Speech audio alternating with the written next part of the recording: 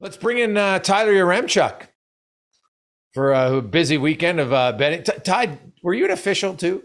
So I umpired baseball as a kid. That's what it is, yeah. And the craziest moment I ever had, I was doing a game by myself. So I'm behind home plate. I'm the only umpire. And there was, I guess, a storm rolling in behind me. So I couldn't see it. And there was this mom who was screaming at me because she said she saw lightning. And she was like, you can't let the kids play. And I was like, well, I haven't seen lightning. So I told both coaches, I was like, hey, guys, if you see lightning, you got to let me know. Game keeps going on. And she just keeps screaming at me that there's lightning. And I was like, I can't do anything because I can't see the lightning. If the coaches see it, we'll call the game. She actually came up to me in my car after while I was changing and just started screaming about how I put her kid in danger by letting him play in the lightning. And I was like, you could have taken him out at any moment in that game. It's hilarious. Did you ever have any close calls with a bat or a ball? That, like, as the home plate umpire, that would terrify me. Yeah. So the worst was like a game would get, if you're umpiring a game that's getting out of hand, teams kind of, let kids play other positions. So they'd let like a different kid play back catcher. And if the back catcher can't catch the ball well, you're screwed because you're just sitting there getting peppered, right? So you'd be sitting there and you'd see like, whatever, it would be like a third or a fourth string catcher, some kid who just wants to try it and have fun. And you're like, oh my God, I still got like 40 minutes of this. And this kid is going to let me get peppered for the next 20 minutes of this inning. It was terrible. That's one position where you cannot forget your cup. Yeah, no, absolutely. I always had an extra one in the bag in case I forgot it. Let's get into fill in the blank, brought to you by our friends over at DoorDash. Damn it, I forgot to go to the ding dong. One day I'll get this right, you guys. There we go. Brought to you by DoorDash. That was terrible. I am still laughing. Doorbell. I'm still laughing about our guy, Liam. That is like an all-timer. We could just play that. He should just cut that clip in every time. I know. I keep meaning to do it. All right. You guys were talking about points percentage. Obviously, Frank, we know that drives you nuts. Gregor, you were talking about the crossover. Question 1. I just came up with this one. Your biggest hockey pet peeve is blank. Anyone got one right off the top of their head? Yeah, I'm done with the shootout, man. And loser point. End it. All right. Loser point. Yeah, that's not a bad one. I don't really have one. Is that lame?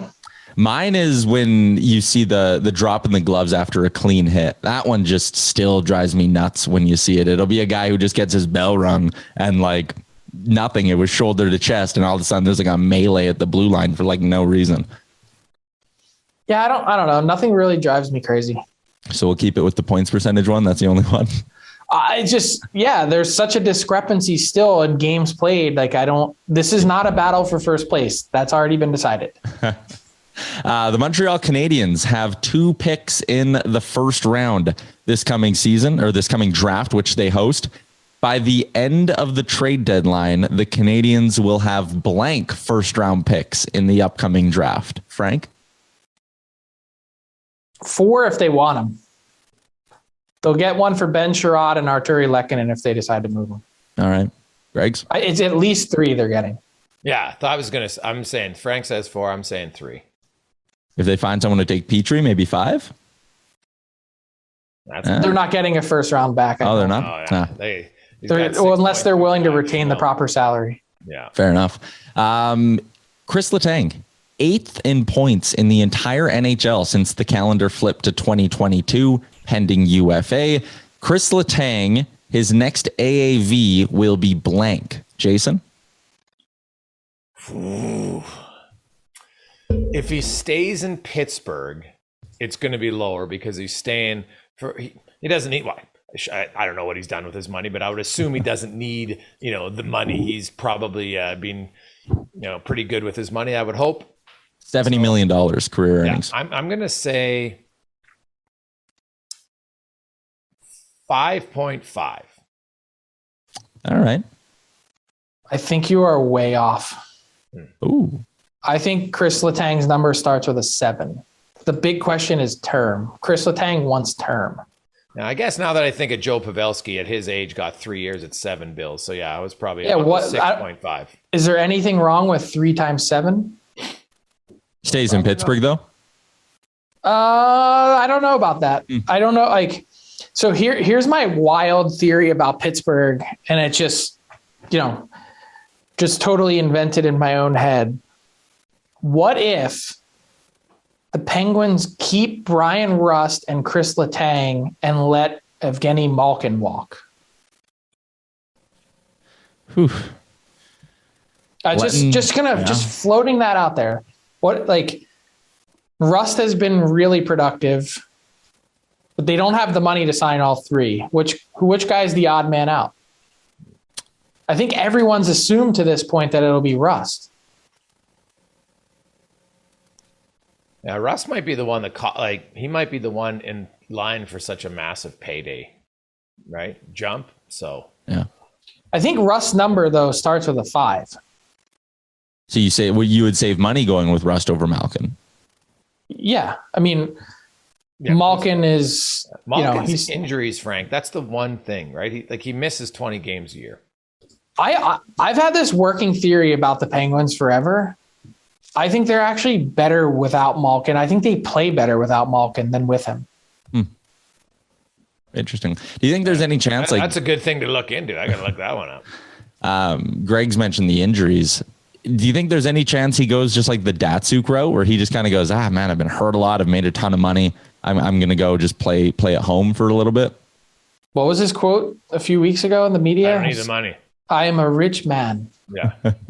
Well, exactly. Like that. He's one of the highest earners of all time. He's right up there. His career earnings are $117.1 million. And with the amount of money left paid this year, he will crack $120 million. Wow. All right. Last one I got for you.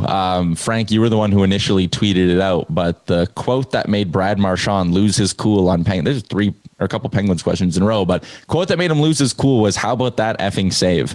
That is not an all-time chirp at all. And Brad Marchand still lost his mind. But your question is, the best chirp you've heard in an NHL game or any hockey game, I suppose, is blank. Frank? Jay, you go first.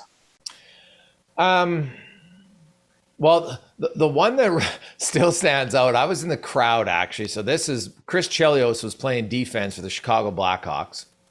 Would have been in the late 90s. Must have had good seats. Yeah, we were in the lower bowl. Trust me, in Edmonton back then, we get a lower bowl for nothing. Anyway, so the orders weren't very good, I don't think. And the Chicago came in. Chris Chelios just dominated. He played like 30 some minutes. He ends up being first star of the game. And back then, the first star used to come out at the Zamboni entrance, and there was no tarp or anything covering it. So Chelios comes out and he does a real big circle, and he's got the big wave going on the road. So just kind of rubbing it in. I like it. As some guys just give Chelios, you're a loot bum. He's just swearing at him, right? And Chelios stops when he comes off the ice. He looks at his buddy, says, "Hey, Pud, I made more money tonight than you'll make all year. F you." And the guy, his buddies were roaring. Like the guy had nothing. He just shut him right down. It was funny. So I think one of the best burns that I heard was actually it was off the ice and it was in the media. And I gotta find this guy's name. So there was a little spat going on in the 2010 Stanley Cup final. And Chris Pronger, no surprise to anyone, was always at the center of it all. And, there was at some point, I think it was the Chicago Sun-Times, at some point had a cover of Chris Pronger in the lead up to the Cup final that called him Chrissy, and he was in a figure skating outfit on the cover of the paper. And there was this player on Chicago that just absolutely kept chirping him. Andrew Barish. Was it Barish? Adam Barish. Yeah, that was the guy. I had to find his name. And at some point in his interview after winning the Cup final, where he didn't play in the game, I think he didn't play or dress for the game. He just was one of those guys that a black ace that threw on his gear and was out there celebrating.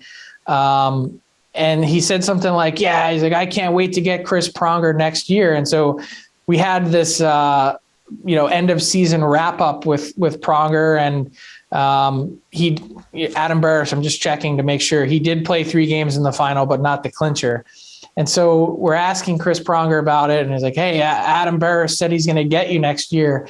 And Prong's just totally stopped, deadpan. He goes, "Oh yeah, where's that? The minors?"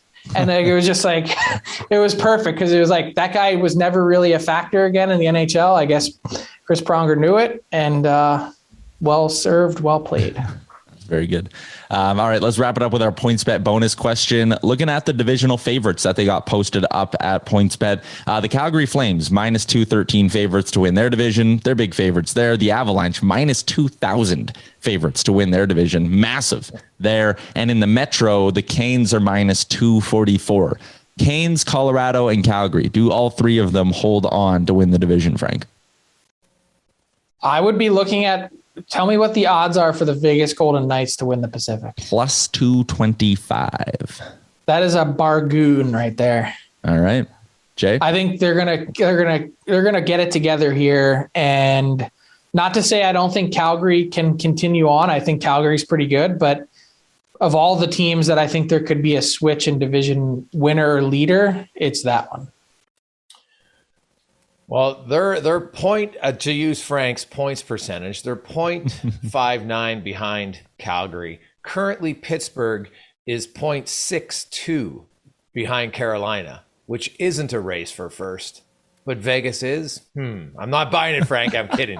But I look at Calgary. Vegas has led the division in points percentage for, I'd say, the 80% of the season since the Oilers started shitting the bed in December. Yeah, hey, Jack Eichel got 2 points again last night against San Jose, starting to find his legs a little bit. Although Vegas, hey, I do wonder about Robin Leonard, Frank. Maybe we'll get to that in a sec. But I'm going to say all three win the division.